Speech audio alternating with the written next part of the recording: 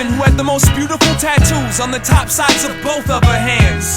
She was 43 years old, and as far as I know, had never yet been with a man. It's not that she wasn't attractive, she was beautiful, but it was the way that she interacted. She was aggressively passive, to the point where she would have intimidated any myth that ever tried to catch it. On the right hand, she had a tattoo of a nude girl. She claimed it is what God resembled. But on the left, she had a mirrored image of the same female, and this one, she explained, looked like the devil.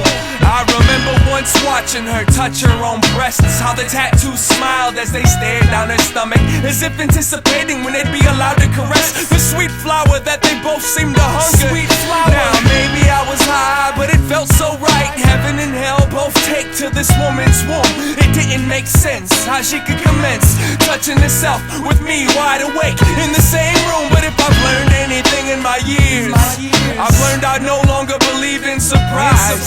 But what happened next damn near stole my tears. The tattoos came alive right in front of my eyes.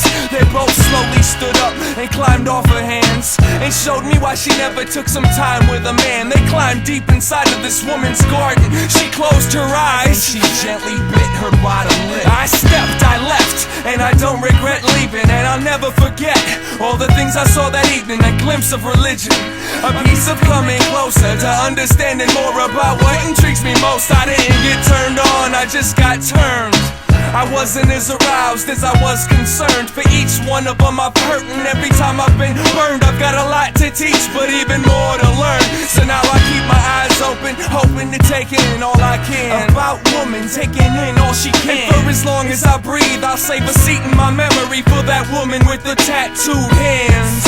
There's good and evil in each individual, for I identifies needs and feeds our desires. As long as we keep our spirit inspired, she can bite her bottom lip all she wants.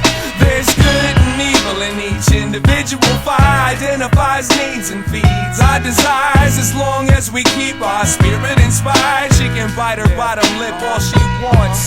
There's good and evil in each individual, for I identifies needs and feeds our desires. As long as we keep our spirit inspired, she can bite her bottom lip all she wants.